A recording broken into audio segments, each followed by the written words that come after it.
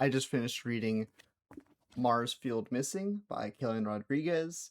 This is a YA slasher that is It meets Scooby-Doo meets Stranger Things. Although personally, I would have put in the in her marketing meets The Fly. This follows a group of friends. Mostly you follow Sam, but you also get the POVs in between in different chapters of the rest of this friend group as Halloween approaches.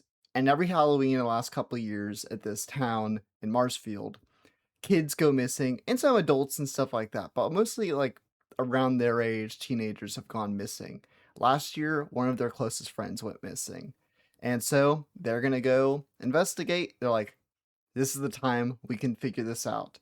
And because of this, they get into the crosshairs of the Carver, that dude, and things get a little dangerous along their adventure and trying to find what happened to their friend. I really think that I liked the story overall. I think the characters are probably its biggest strength. I loved this friend group. I think everyone individually is really great. Their dynamics so wonderful, and you get through some drama and you're like, oh man, like I just want them to get along, and like, but I understand where everyone's POV is coming from and why people are creating this tension and all this stuff. Like I get it. And then so beautiful moments between characters and some really great levity that's thrown in there too that just either made me laugh or at the very least made me smile. It was a real joy to be around these characters through this book, and there's quite a few characters you get their POVs from this friend group, and there's like one or two other characters who come along who you get their POVs from also, and everyone's just very distinct and so well written. I like the story. It's quite ambitious for what this is, because YA is so broad. It's like I've read YA books that feel adult because they're saying fuck a lot and there's just extremely brutal kills on stuff. This is very much it's leaning towards PG-13. There's some stuff that's kind of R-rated, but it's like it's trying to be as like friendly to younger readers as possible while still being appealing to someone like me who's almost 30. And I think the Stranger Things Scooby Doo vibe that she puts out there is so true to what it is and what she's going for. The slasher bit, it's really lacking. The Carver is a very original villain who's just very underutilized. Like he's there and he does quite a bit of stuff throughout the book, but it's largely not slashing, and he's kind of more of a boogeyman than an actual slasher up until like through most of the story. I think one of the other core parts of the story that does work for me are the themes. Like this is a mid 2000s set story, very much influenced by what happened from the 2008 recession, of just the banks and these rich people and their greed utilizing and abusing the housing market.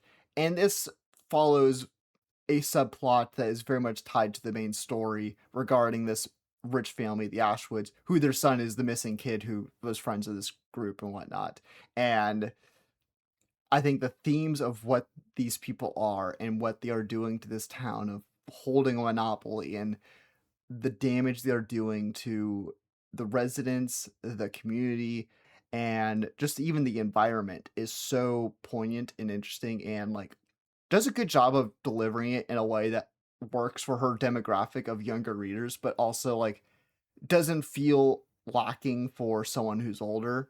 I think the other main criticism I have is it just needed another edit or two. Some mistakes like I'm totally used to, especially from self-published authors who don't have the resources for an editor and things like that. Like I don't really care if there's like commas that shouldn't be there or some misspellings or anything like that. But there's some greater edits that were missing that didn't get caught through her process and everything that did actually take away from some scenes and some the impact, or figuring out what is actually happening in a scene. It gets a little muddy, but I still think that the book is very much enjoyable. I did like the book overall. I think that this is a great gateway book that you can recommend someone, whether they're a younger reader or even if someone's an adult, but they're like, can't really do horror or body horror or this thing or that thing. And like, hey, there's some stuff and it's some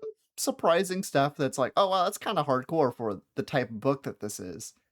For people who are looking for something that's like the Stranger Things it type of thing that she is mentioned, totally go for it. But if you're looking for a slasher, you might leave a little disappointed.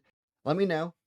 Are you gonna read Marsfield Missing? Have you already read it, or already had it on your TBR or something like that? To support me, you can check out my new book, Unfold, which comes out in December, and my Substack posts every Sunday about writing, books, movies, all kinds of fun stuff.